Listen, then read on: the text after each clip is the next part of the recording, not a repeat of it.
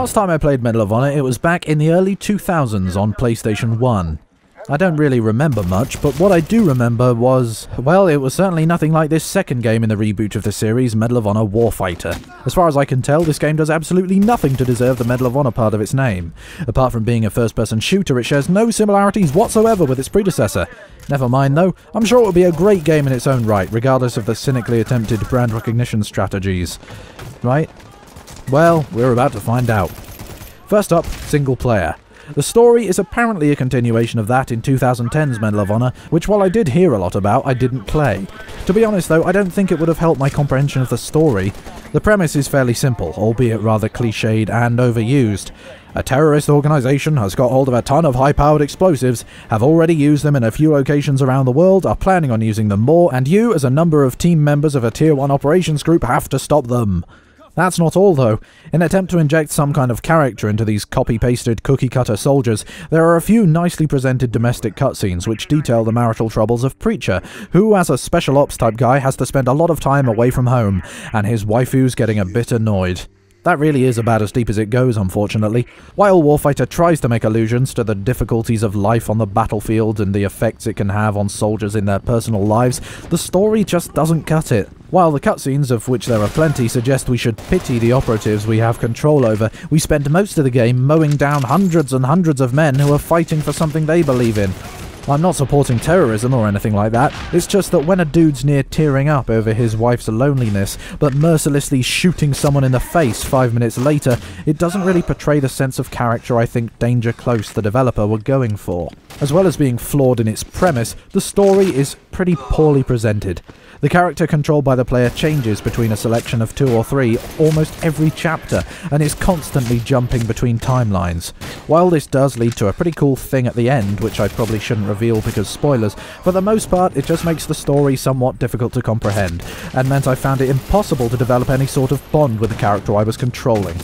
What about gameplay though? It's probably just what you expect, to be honest. It's basically the same as every modern military shooter that's been made in the last few years, full of scripted events with no freedom at all, tons of hand-holding, and a death sentence if you don't do exactly what the game wants you to do. There's little to talk about, really. There were a few fun and interesting elements. While I don't usually like turret sections, there was one section of the game set in a flooded, crumbling city you're trying to escape, and the fast-paced action of the boat's movement was pretty fun. Perhaps the most standout feature of the game's single player is the lean mechanic. This is a nice addition, and well executed too. Basically, if you're crouched behind cover, you can peek over it or lean round it without actually changing position. Very useful and a nice touch. Otherwise though, the single player is really nothing special. Being honest though, that was pretty much what I expected. I learned my lesson after expecting fun single player in Battlefield 3, which to be fair I thought had worse single player than this. However, Battlefield 3 easily made up for its campaign with multiplayer, which I reckon most people rate pretty highly. So, how does Medal of Honor Warfighter multiplayer fare? Reasonably well, actually. Unlike the last game from 2010, whose multiplayer was developed by a completely different company and in a completely different engine from single player, Warfighter's multiplayer components were developed in-house at Danger Close, who used Frostbite 2 this time, an awesome game engine that also powered Battlefield 3. Perhaps as a result of this, the multiplayer is similar in feel to Battlefield 3, and that's certainly no bad thing. The sound design and graphics are really good, and vaulting over cover feels just as good as it does in BF3. It also brings over a few good elements from single player, such as the leaning and sliding into cover mechanics. These actually work really well in a multiplayer environment and add some cool tactical elements.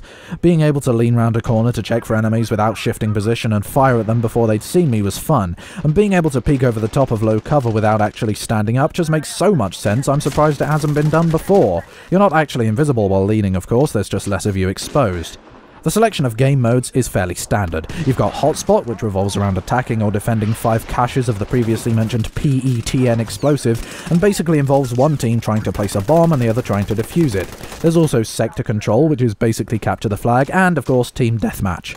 The most interesting game mode is perhaps Home Run, a very fast-paced version of Capture the Flag with no respawns and matches consisting of 10 3-minute rounds. If you die, you have to sit it out till the end of the round and hope your teammates don't screw up like you did, and the really fast-paced gameplay adds a lot of tension. It's pretty good. One thing I really liked was the firing team system. In every match you're set up with a buddy, and playing cooperatively with them instead of just lone wolfing it adds a number of advantages, like being able to scrounge ammo and health off each other, sharing XP, or getting extra experience for avenging a buddy's death. Map design's usually solid, gunplay is fine, and there's a good selection of weapons. It also includes a minimal class system, which is really just a selection of preset loadouts which you can't modify too much. You can choose from assaulter, demolition, heavy gunner, point man, sniper, or special ops, and they all do pretty much what you'd expect.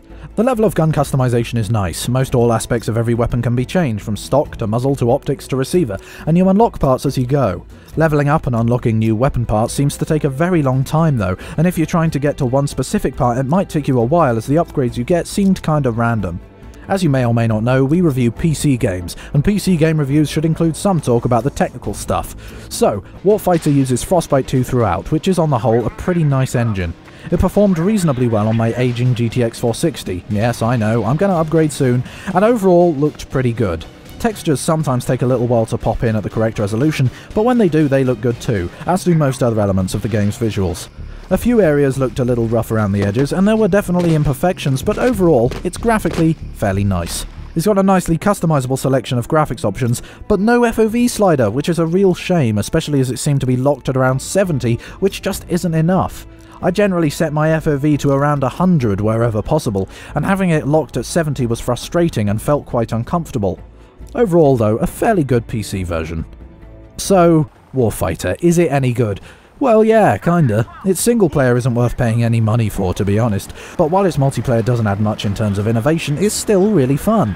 If you're looking for a new modern military shooter between Battlefields or Call of Duties or whatever, then this might be for you. You can pick up Medal of Honor Warfighter from Ultimatum Games at ugkeys.com.